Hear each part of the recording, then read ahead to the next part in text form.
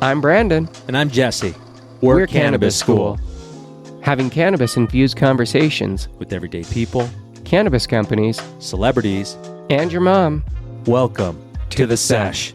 Today, kids, on the Sesh, we're going to have a bit of fun. We're going to play make-believe. And we're going to use our friend Chat to be able to do it. And this is some funny shit we were coming up with. So Brandon started going through all these ideas, and he's like, oh yeah, what kind of superpowers would we have? And I got real crazy into it. So I'm going to use this as the catalyst. Oh, I was like, mine has its own. Oh, hold on. We're going to use it. It's all stems from this strain called Elysian 9. All right, the status contained mostly. Before we get into that, though, yeah, we need to talk about this. We're going to be trying these new Rose Delights. Yeah, out in Los Angeles, we were able to stop in and pick up these. These are fantastic. Look at that packaging. It's like the apple of edibles. Oh, it's so smooth. Dude, look at that. And it's like 10 milligrams a piece in there. Yeah, I've got high energy.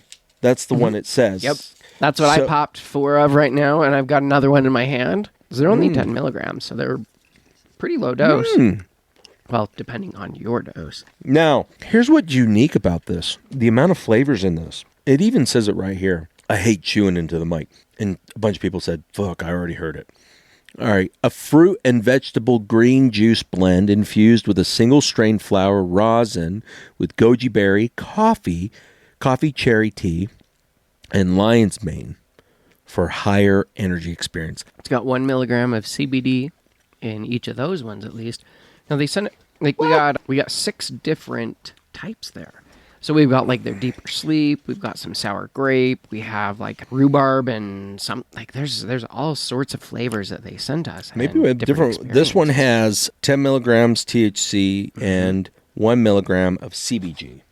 I thought it was CBD on that package. I think it says CBD. It's on there.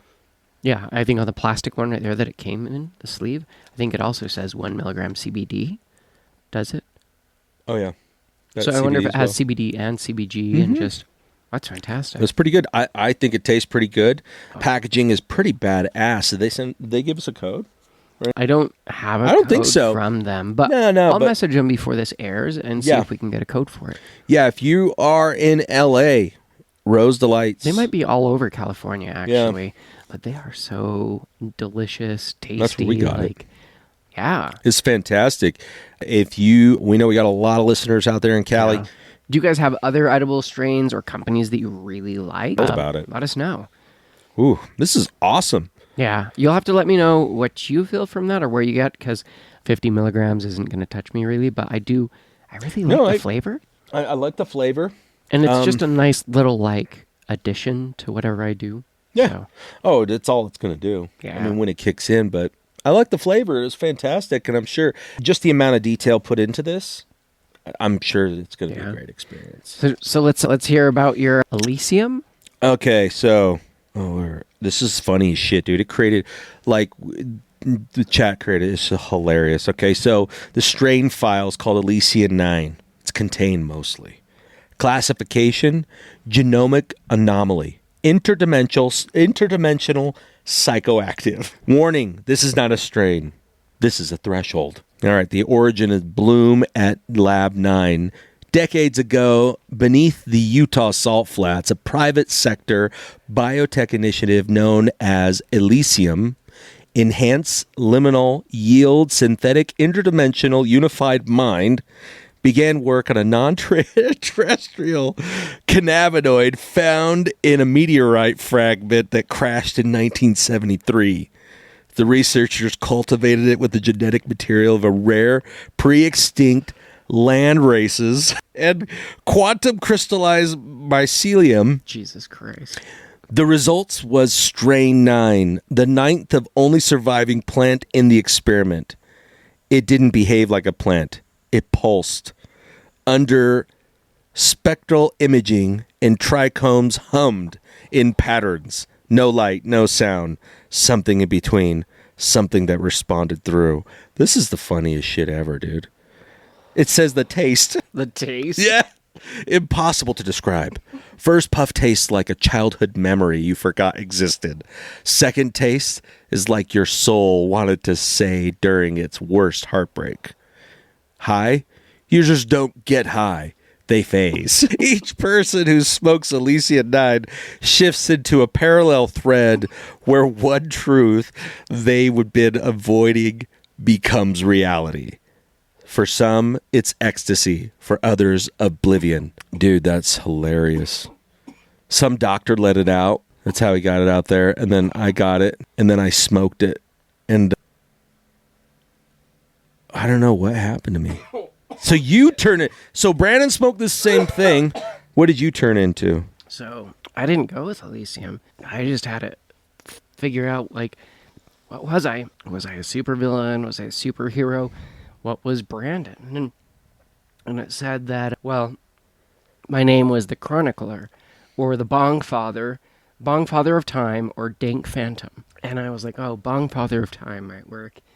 But it says, once a kind-hearted sesh legend, known for calming rooms and feeding friends, you were corrupted by a sentient nug of galactic garlic that gave you too much clarity. Now you wander the sesh circuit, speaking in riddles, twisting vibes, and always 2 steps ahead because I've already smoked that timeline. So I can trap people in vivid, hyper-real high memories so they forget where they are and they're alive. And they'll relive those. So they relive that one time they said the wrong name on a date, or, you know, when they missed the pizza delivery while in the bathroom, or like when they first grained out at their granddad's.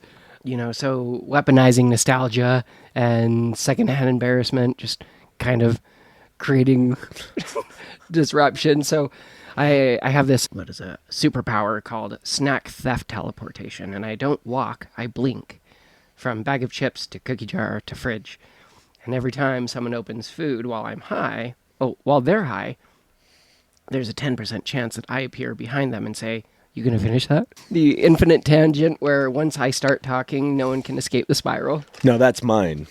I know. Yeah, right. It just gave it to me because I'm a superpower. I know. I get that's your superpower. That's a convo about lighters becomes a breakdown of fire, evolution, and toaster mechanics. Toaster mechanics? What the fuck? Yeah, so I leave friends dazed, wondering how I get from Jurassic Park to the economic collapse of Blockbuster Video.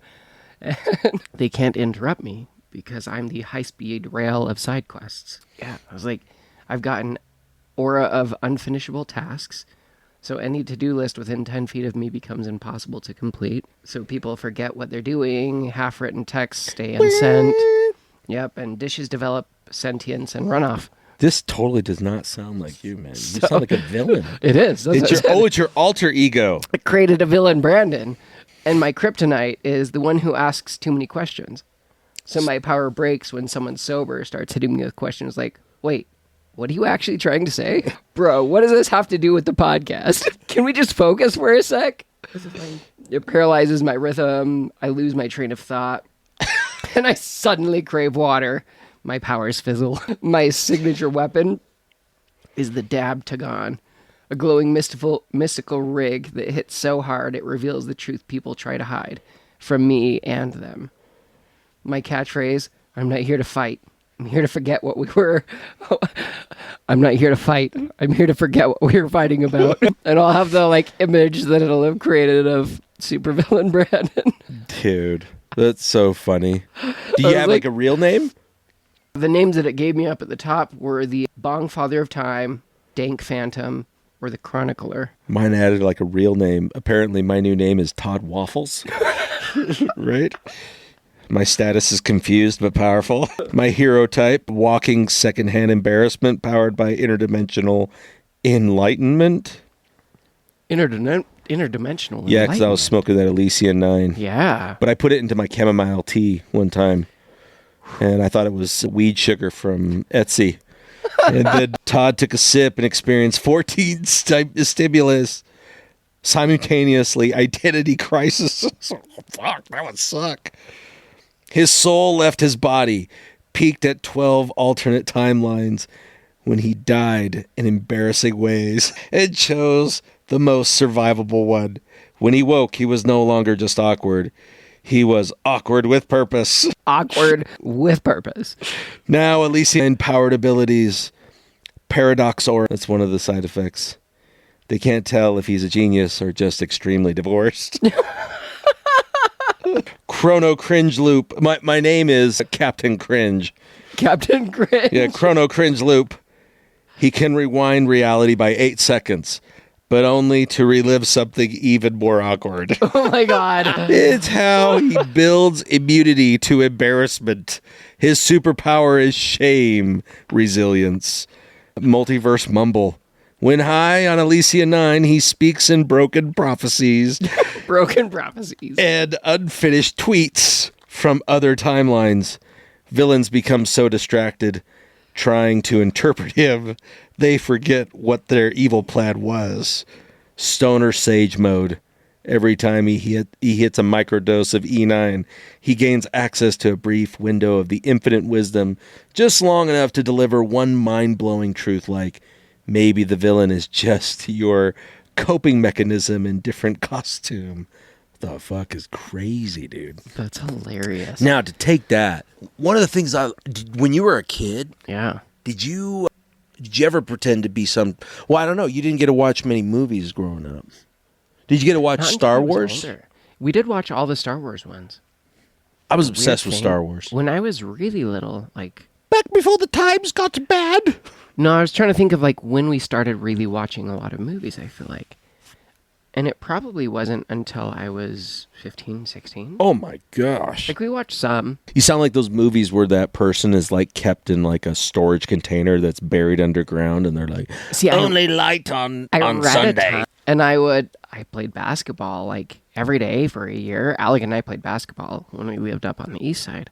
Even in the winter, we'd go out, shovel snow. Even if it was raining, we'd be playing every single day. And it was like, we were always doing something usually. Oh yeah, no, me too. We just didn't read much, or we didn't watch a lot. Well, I mean, and you weren't allowed to watch anything. Yeah. And so then it wasn't until we moved over here, they started buying like a bunch of edited movies. They bought like a projector for the basement and just started getting tons of movies. So Christmas would come around and they'd get like 100 movies or something, and there'd just be a shit ton. So It's so funny, dude. It's like you were back in time or something. I know, it's so It's weird. like back when the motion pictures came to be. It's like, oh man, that's like me. It was completely different. Yeah, what like, was like your... Very first movies? I mean, like, did you start with a lot of superhero stuff, or when did you get into that? Oh, not way later. Like first movies I saw E.T. in the theaters. My dad took me to go see E.T. Harbor at the drive-in down in South Provo. Yeah, I remember that place. I went there. I saw Ninja Turtles, Cool. the first Ninja Turtle movie that came out there. That was awesome. Everybody had to get underneath this like blanket in the bed of the truck. So the guy would like pay for himself and then get like 14 people in there. Or you pack everybody into the, like people would pack them into the back of their cars and shit. It was funny. But it was a good time, man. But I don't know, man. Like when I didn't get into superheroes until much later. Way much later. And honestly, it wasn't until like my wife and I went to our bank at the time, like new Marvel movies would come out. Okay. And they're like, they would send free tickets to members of our bank. That's cool. I know, right? And we went and saw Civil War. And all they'd asked in there, they were like, what side are you guys on? Are you a team Cap or are you team Iron Man? Because that's the one where they fought against each other. And my wife goes, oh, that's easy. We're team Iron Man. I'm like, I don't know what you're talking about. I'm Captain America. Like, it was just a joke. And that's what got you Captain America? No. That was way later. That was like a couple years later. But, I was like, yeah, I'm Captain America. And then it was just a funny rival between us. We just thought it was funny at the time. And it was. But it was just kind of like, oh, then I started getting into it. And then I started reading comic books with my son. I was really into Batman. What's your favorite Batman? Comic or book or yes. Movie? Oh, the comics. It's what is it called? The Court of Owls. It's a whole series of books, and there's like a weird part where they're like some murder mystery, and it has nothing to do with Batman. Kind of has something to do with them, but not really. So it's like Scooby-Doo comes in all of a sudden. You're like, what? It is. It's very weird. Like everybody's at at the this mystery wagon here cabin, and there's all these superheroes, and they're trying to figure out the death of another superhero, and I'm like, interesting. what does this have to do with it? But I mean, it does make sense later on, but it's like a weird detour. But it's about these like there are these other it's a like a whole like I don't know committee. it's a the court of these like almost really dark individuals throughout time or something like that. It's been a long time since I read it, but basically these guys could kick the shit out of Batman. Okay. And they were faster and all this stuff, but all this stuff happens throughout it. And then there's and then I think like Robin dies in one of them. Batman at the beginning of the first Dark Knight movie. It's not the same people, but kind of that concept of like whoever Ra's al Ghul or whoever he went and trained with in the. Oh yeah, but I mean the Ra's al Ghul. I mean when they go into that one, he has like the Lazarus pit. That's why he can stay so young. But in the movies, they made him like into like a real man, kind of, which was cool. But then like, the ending, I'm like, yeah, okay, that's kind of cool.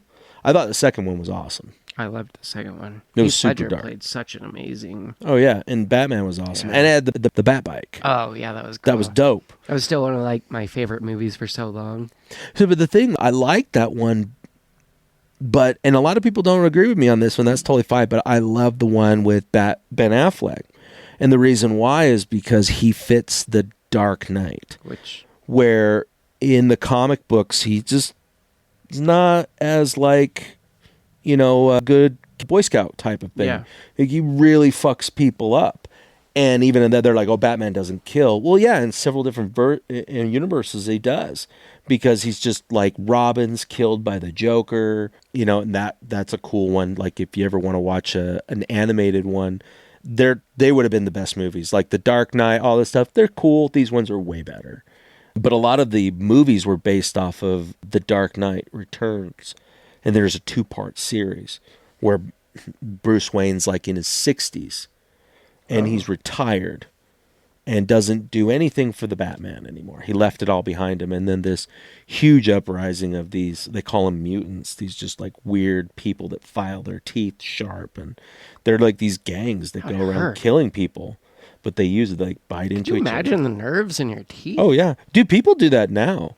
They will sharpen them. Yeah, they'll have people that will try to make fangs. They'll have prosthetics implanted. That's nuts. And not like a cap. Like, they'll remove the tooth and then have it. Yeah. Like, that would be weird. It'd be so, like, such a weird... It would be annoying. Like, the novelty would wear off pretty quickly. I think so. You keep biting your lip. Yeah. So, if you were to talk to chat, what do you think they would say your nemesis looks like? What is your superhero nemesis? I don't know. What would yours be? Captain Straight Edge, or the Tolerance Terminator, or Tolerance Terminator. Chad. It literally says that. Chad. Yeah, and it was like once a college. What the fuck's an RA? I don't know. Who actually enjoyed writing people up. So for context. Oh yeah, he's like a dorm supervisor. Oh, okay. I don't know. I didn't stay in a dorm ever. Captain Straight Edge was exposed to a potent strain of Zero Chill OG during a failed government experiment to neutralize the vibe. Instead of mellowing out, his brain broke the other way, becoming hypersensitive to anything fun. Now he dedicates his life to shutting down sessions, exposing giggles, and deconstructing snack-fueled philosophical debates with phrases like, that's not actually how space works, right? Do you really need another bowl? And it's 8 p.m. Shouldn't we be more productive? So he's got powers like the buzzkill beam. With a snap of his fingers and a judgmental glance, he can dry out even the dankest environment. Joints canoe, bongs clog, vape fens just mysteriously die. And he's got a spreadsheet manifestation, so he can summon Excel spreadsheets mid-sesh to remind you of deadlines, budgets, and that one thing that you forgot about to do 3 weeks ago. That's hilarious. He's got a sobriety field, so within 6 feet of him, no one can get high. Your lighter won't spark. Edibles become placebo. And your dab rig leaks for no reason. So he's got an algorithmic smite. So he controls your podcast algorithm. When he's mad, your reels get shadow banned. When he's pleased, your worst clip gets 100,000 views for all the wrong reasons. but his weakness is eye contact with a golden retriever. What? Yeah. So if he sees a dog being blissfully dumb, he short circuits emotionally. Childhood memories flood back, and his grip on control falters. So accidentally inhaling secondhand terps. If caught in your terpia aura for too long, he starts feeling things, and this really terrifies him. The Chad, Empathy. When he accidentally understands your point of view, he glitches and starts suggesting, maybe we don't need to monetize everything. That's funny. Yeah. So did you ever get into superhero type? You and Emily did the whole Marvel thing just to do it, right? Just So I never got into superheroes. Like, we watched The Dark Knight. I remember that one. And then I think I've seen one Superman movie. But the thing is like superheroes came out for a while and it was fun. It was fun, but I mean it's popcorn. That's all. It's just for entertainment. I don't need to be. But if they're not philosophical. really good entertaining, then it's like that's the problem. And that usually comes down to the director. The director, could because see I mean that. the scripts are meh. It's the director giving direction to the actor, saying, "This is what I want you to be like, to feel like, and this is what I want you to show us." And then you're like, "Oh yeah, I can do that." I mean, it's like, if I want to talk about superheroes on there, like in film, for me, is Quentin Tarantino, because of all his films are just Does he have a lot of superhero movies? none. Okay, I was I like, just think he's awesome. he does Kill Bill, right? Yeah, he did. Okay, He did a so lot he's of up those. those. He did Pulp Fiction, Reservoir Dogs. I mean, I can go through all of them, but the thing is, like, I miss that. I wish that was like something like that for superhero. Because for me, my favorite superhero is the Punisher, because he's not. He's Is not it a have. movie or is it just a? Oh, he's a It's character. a Netflix series, right? Oh, it's an old character. They've had multiple movies about him. Oh, okay. Lots of, but the show was like all of them were garbage. All the movies were garbage. They did a video game on PlayStation 2. It was horrific. You could do these like horrible killings. Like it was crazy, dude. But it was like, the Punisher is like, he's a hardcore dude, but he's a revenge guy. And he is driven by that. They even did a whole thing in the Marvel Universe where the Punisher kills the entire X-Men.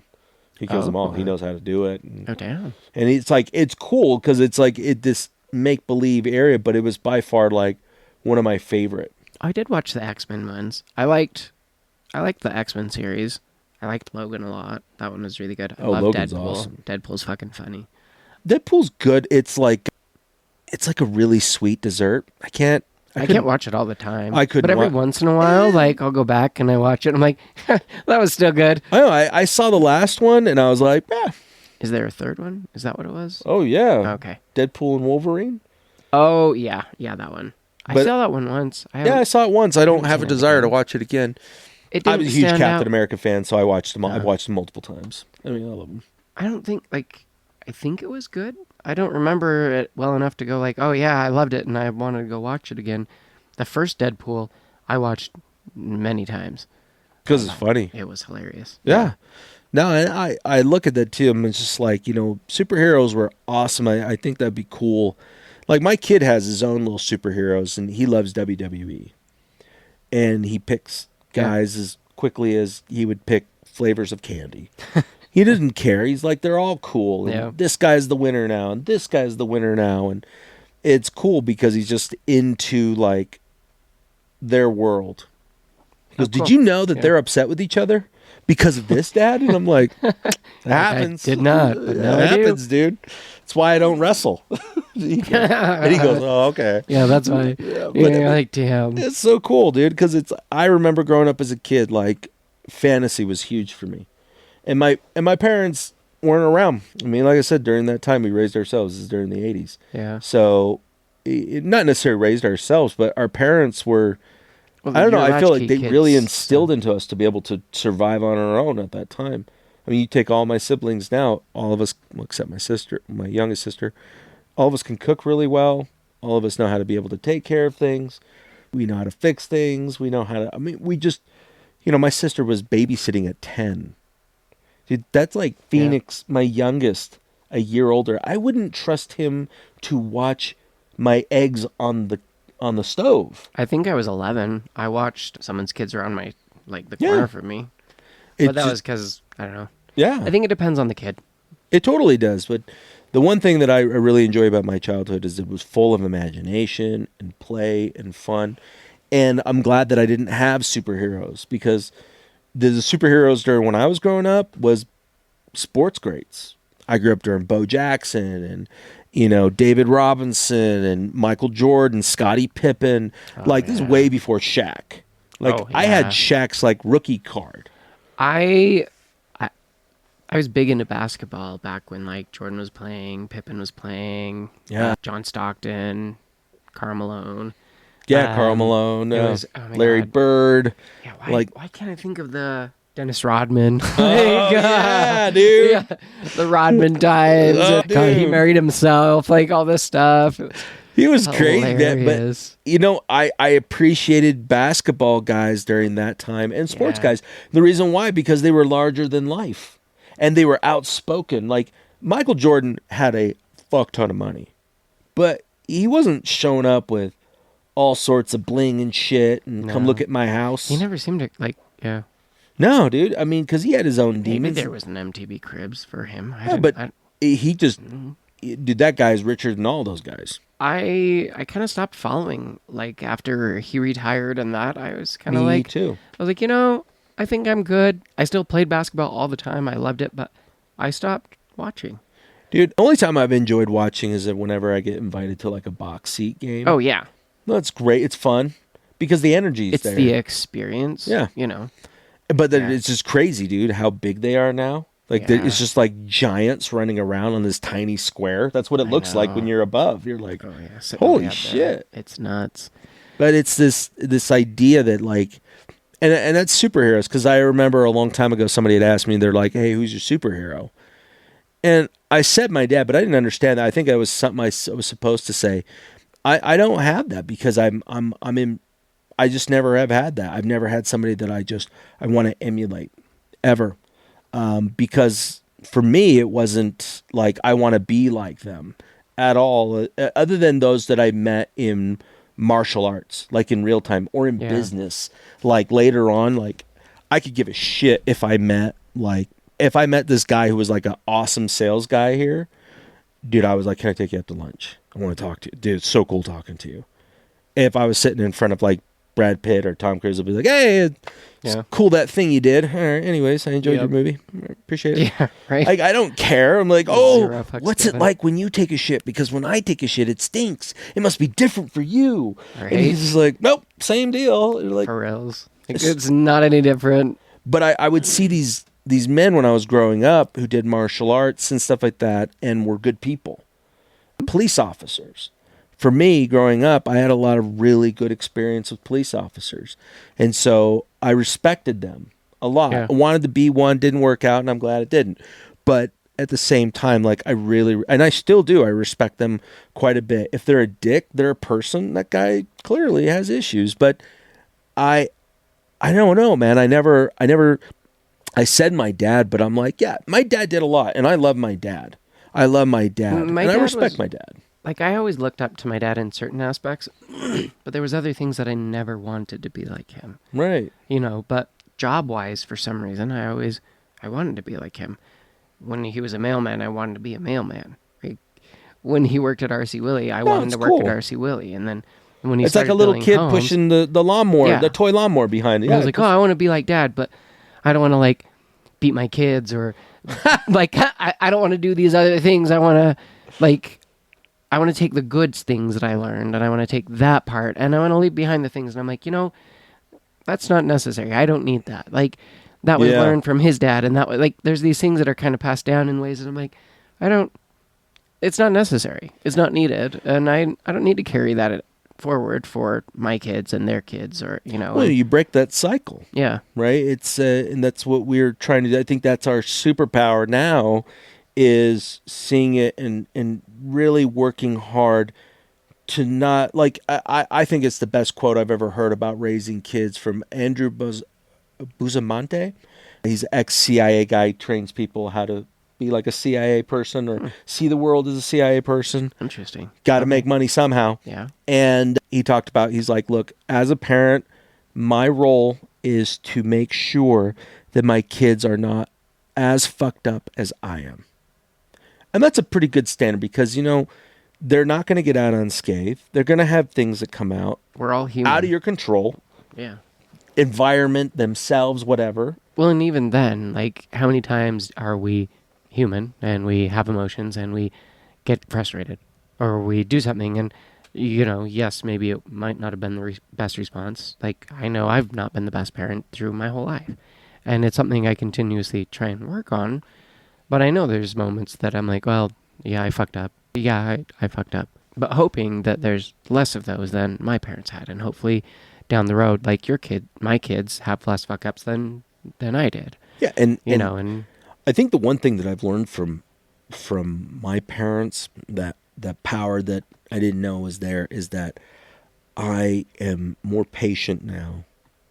And instead of being later, because my dad more than my mom now has patience. He is more patient. Your dad has more patience than your mom, or he's now... now he's around. My mom has never been... I mean, she had her temper and stuff like that, but she was pretty patient with us. My siblings may disagree because they had different interactions. And you know what? My parents raised them as different people. And you know what? Like a lot of people do, they have favorites. I don't know why, but they do. And I don't. I don't either. There's some of my kids that annoy the fuck out of me that I just don't want to be around. It doesn't mean I love them any less or love them more than my other ones. But, that's kind of how we were treated as kids. But it was difficult. You're being in a tumultuous marriage. You're both working. You're meeting other people. And you all have to raise these kids. And you really don't like being in the same space with each other. You tolerate it because that's what you're supposed to do. Yeah, that's hard. Because you have all these kids. You have 4 kids. Most of them are teenagers. How do you feel bail? Obligated because you're like, well, I have to be here and I got to take care. Yeah. And there's a lot of people I think it's admirable for those who stay in that one and do it in a way where, like my parents did, where I know they didn't like each other as much, but they tried as hard as they could. And my mom just hit her breaking point. She's like, yeah, despite anything that she did, despite anything he did, it didn't matter. She hit her breaking point. She's like, I'm out of here. Yeah. And that was the best thing for my family. It's crazy because it can be incredibly hard to see, but like my parents, they were basically roommates and business partners, great business partners, but roommates for a couple of years before they got divorced. And all of us kids knew it. And all of us kids were like, you should get divorced. Like, you're not happy. Neither of you are happy. And that's where I see, like, a lot of people. I had a friend. And we're all adults. Well, but even then, like, I had a good friend that I worked with at the hospital for years. And I used to teach him and his sons martial arts every weekend. Like, they came for years and we would train. And his last kid leaves the house. And he calls me. And I trained his kids since they were young. And now they're all adults. They're all married. They have kids now. And when the last one had left, he gave me a call. He says, hey, can I come talk to you for a bit? I said, sure, dude. It'd be great to see you. We started talking, and he's like, what the fuck am I supposed to do now? Like, the last kid left, and he's like, I don't know my wife. I don't know who she is. And that's the thing that I see with those who get into a relationship really young and get married. And they just start spitting out kids right away, which I'm all for people having kids. I think you should have kids. But as it started going through, man, like they spend 20 years, 30 years raising children, depending on how fast they spill them out. And then they leave, and now what? We were just maintaining. Yeah, well, because most of them, and it sucks, but when we get married super young, we start popping out babies right away. Most of us are still so young that we don't really know who we are yet. We haven't figured any of that out. We don't really know a lot about our partner because, well, we're super young. They're super young. We haven't figured each other out. We haven't figured out, like, none of that's figured out. And then you start introducing other responsibilities of children and more children, and then navigating that and raising their emotions. And, like, there's so much you don't have the time. No, but you can, but at the same time, like, most people don't take the time and so you get a lot who you said, all the kids are gone. They're like, what do I do now? Who is this person in my house? Yeah. Who am I sitting with? I don't know anything about this person. I don't even know if I like this person. Yeah. He's like, I don't know what to do. He's like, I don't even know exactly what you just said. That's exactly what he said to me. And I said, you should ask her out on a date. And he goes, what? And I'm like, Get to know who it is. dude, just ask her on a date. Say, hey, would you like to go out sometime? Like, I want to get to know you. And he was really hesitant, and I kept pushing him. And he did it, and he's like, it was kind of awkward. And I'm like, yeah, do it again. Because it's different than what you're used to. Now they own some, like, alpaca farm out in Payson or something like that. And it's cool because they're still together, but it's this, it's the idea that your role in the marriage is just to provide and take care of the kids, like, for both of you. And I don't see, I've had a very good marriage. Yeah. My wife and I communicate a lot. Has it always been a way? No, it was a growth and progress, but we don't give up on each other. Yeah. And we just keep going and learning. And now, I mean, after this recording coming out, like my wife and I, within like a week, my wife and I are going to be celebrating our 20th year anniversary. Been together for 22, almost 23 years. Married for 20. Yeah. And it was exactly that. I was more experienced in the world. I had traveled all over the world. I'd done crazy things. She was sheltered. You've experienced a lot more by then. Yeah. And it was good because it was so foreign to her. Everything that I did or said. Because, Yeah. She's like, whoa. Well, it's like you were like James. And when not in every aspect, but like from the... Thank you. Coming from the Mormon side of like, oh shit, this guy's drank. He's done all this stuff. Like, and then... So when James came into the family and he's having these conversations and it's like, oh shit, I imagine not the same, but like similar, where it's kind of this shock of like, holy shit, this is so different than anything that I'm used to. Yeah. But the one thing I would say, like, it wasn't, I don't know about your parents, but your siblings were really, really welcoming to James. And James isn't the easiest person at that time. I hope to they be were. Like, yeah, they were. I remember. I know that my sister was very wary to introduce. She introduced me first because she was like, "Oh, you're the most like accepting, and you won't care." And he was going through divorce, and I was like, "Holy shit, that's kind of a shock that my young sister, like my little sister, is dating a divorcing guy." And from the type of person who she was always like getting on me for swearing or anything I did. Oh yeah, now she's dating an ex-Marine. And I was like, "What the fuck? Like what?"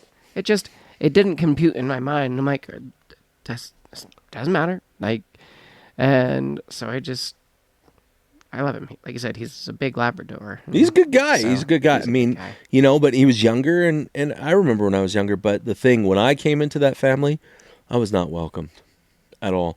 Like, her sister was nice to me. Other sister was decent with me. Well, that's because her dad is a no. It was just the cult. Like, her mom didn't like me. They all just kind of gave up. Which is funny because now I'm the one that they'll talk to all the time. Yeah. And it just goes to show that, for them, it was a good thing for them because they were able to let go of a lot of stigmas and a lot of prejudice that they had towards people who were not a part of their culture.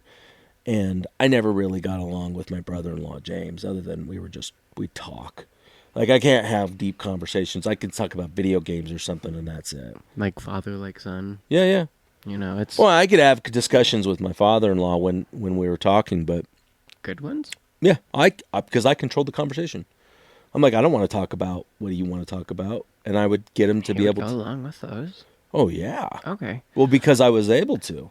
I knew what to say to him. I chose not to have many interactions because none of the interactions were positive. So I just... No, and you grew up with him... Mitigated those. A lot more than I did. I didn't know. You knew him from not. when you were a child. Yeah. I didn't know him very well, but I caught him at a time where he was trying to keep everybody fooled to what he is, and I saw through that bullshit a long time ago. When my wife said, we're not talking to him anymore, and shed a tear, and I haven't talked to that motherfucker since then, dude. That guy can fuck himself, right? But I hope you're listening.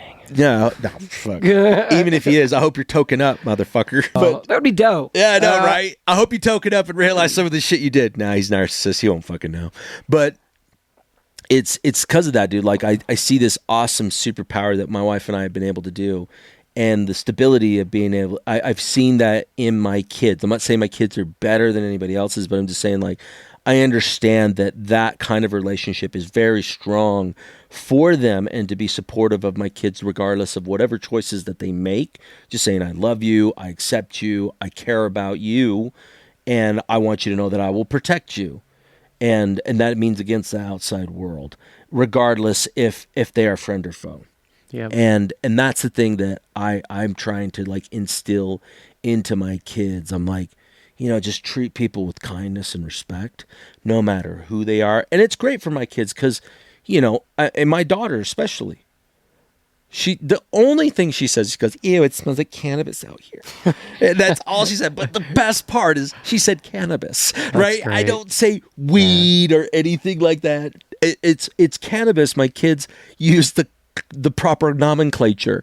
And then on top of that, they don't see it as bad. Not even Steph used to, she's like, I don't think you should smoke around Phoenix. I'm like, you're right. Secondhand smoke is bad.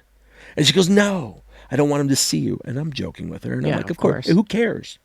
Who cares? He needs to know this is his dad. Yeah. This is me. Well, and if it's a medicine that helps you, you're not going, oh crap, I got diabetes. Don't look, folks. Don't look.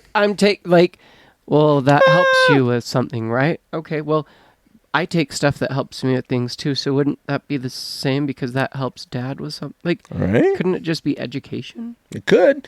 And that's the thing that, I feel like by doing that, I'm helping my kids to not be more well-rounded, but to be more aware.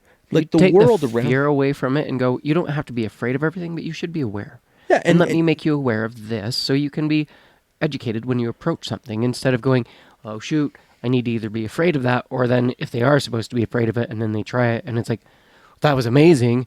Well, then what? It's better to just openly educate. Well, and they know that anybody that I've ever brought by that consumes cannabis with me, they're all nice people. They're all very kind. They're all very loving people. And it's because I choose to associate with those types of people. Yeah. And so I'm helping them to understand these are healthy relationships that you want. And I openly, if I do something stupid in front of the kids and my wife, because I'm getting emotional about something, I let them say, hey, I'm sorry I did that. Yeah. And I'm sorry, and my kids, like the biggest thing, I'm like, I had learned from this old Vietnam veteran, cool guy. Hardcore in the church, but just a cool guy. And he was the one that asked me the first time. He said, after I'd had my son Max, it was like literally a week after I came back to work, and he goes, he has this really low voice, who is the most important person in your family, in your marriage? And I'm like thinking I have to say my kid. Like, yeah, it's my kid. I need to take it. He goes, no, it's your wife, because she will be there after they all leave. And make sure that you know that she knows that you're hers and that she is yours. That's it. Because if your kids come above it, you will create a divide. And I saw that with so many marriages where the wife was only focused on the kids or the dad was only focused on the kids, but they didn't focus on each other. And because of that, it broke that bond because it's like, oh, okay, great. But it's so cool. These are the people that I learned a lot from. Yeah. A lot of people get complacent. Like you get in a relationship, in a marriage, in a whatever, and you get these habits and your habits become, well, we're not dating anymore. We're not going out on dates. We're not trying to get to know this person as they're changing and growing and like, who are you? What's going on in your life? Like, tell me, and really connecting on deeper levels as we grow. There's a lot of like complacency and just routine that happens that we miss that. Would you go on a date with me? We're married. Yeah. But you look like, I'd like to take you out. Would you go on a date with me?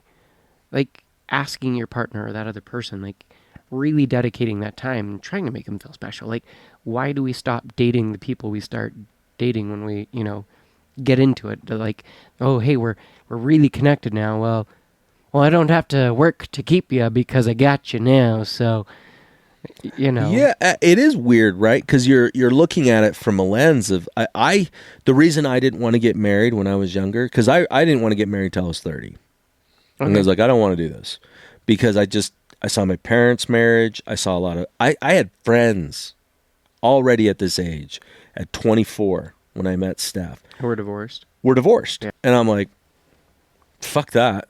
Yeah. Like, I don't mind going around hitting all these skanks, right? Well, I it was don't care. hard. Like, even when I was 22, I had a Yeah. buddy who was divorced. Yeah, it's And like, I was what? like, what the hell? Like, you're just married. And then, I got divorced a handful of years later and stuff. Like, it happens, but... Well, and it's a product of and here's just a theory I have, but it's a generational impact of really surface level marriages for so long because they all got married for some reason or another. Yeah. Like they were in love or something. You'd hope. I don't think grandma and grandpa were. I think it was more of like a Time. It's the... yeah, the I'm time this of the age, era. you're this age. Yep. Let's get You're this. here. Okay, yeah, let's get married. Let's do this. Okay. Yeah. Yeah, you come from this area. Yep. Okay, you have good qualities. Check the box. All right, let's go. All right, next thing on the box, pop out babies. Okay, all right. Get a college educate. Got that. Okay. Yeah, but then when you get to the end, it's kind of like grandpa, where he loved his wife because It was his wife. it was his wife. That's all he knew. Yeah. But at the same time, I don't think he was ever in love. No. And that to me is a tragedy. Yeah, he's never experienced what being in love would have been like. And maintaining it, dude. My wife and I have been together for 23 years.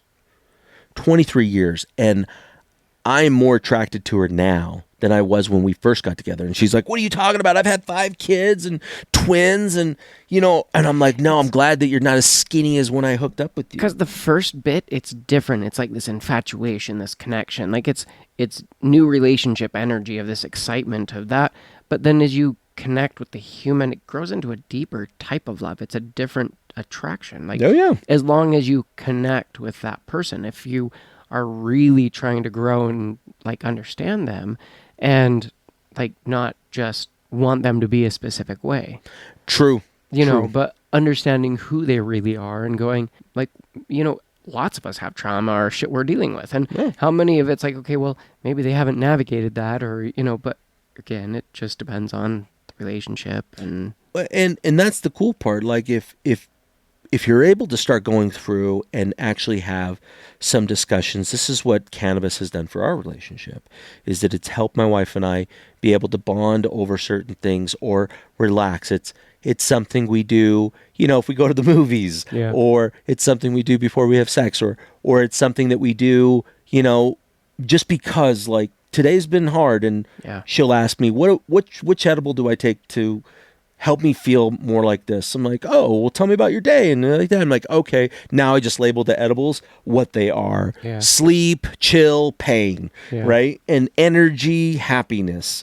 Like, and it does that for her. And that's what's so great, because now we can have these deep conversations or just chill. Like, that's the great thing too. Like, we are at a point in our marriage where she could sit in one side of the bed and read her book, and I could sit over there playing with Chad or playing a video game, and it doesn't matter. I'm not avoiding you're her. content that you can be there together, but you don't have to be doing the same thing. No, and we don't have to be right by each other. Yeah. We don't have to be smothering each other, even though we're very affectionate. It's just like, I know I love you, and that's great, and I'm always here, and I only want to be with you. And that's what the great thing, man. That's where I feel like that strength, that muscle that is built up over time, is that because we've been able to go through those challenges and try to learn from it, that our bond is stronger, our love is stronger. But I always think about my kids. I'm like, what example am I setting for them? If they have a relationship, what can they base it off of? And what's really cool, bro, and I'll leave it at this, is my son, who's 18, and he's making some really adult decisions in his relationships with his friends and with his girlfriend. And he said something to me that was just profound. He's like, sometimes I know she's the right one for me, but I don't know if I'm the right one for her. But I love her. I'm going to stay with her for right now. And he has his healthy boundary, but he even knows, like, because he's seen what we've gone through. So he comes to us. He talks to us about it. And dude, that was like, for a while, I was like, this kid's fucking done. Like, I don't know how he's going to live. He's just fucking stupid. And then all of a sudden, he shows me this, and I'm like, oh, maybe I didn't fuck up. Because it wasn't he's stupid, it's that I fucked up. And that's what passed from my parents. Yeah. That's what passed from your parents. Oh, yeah.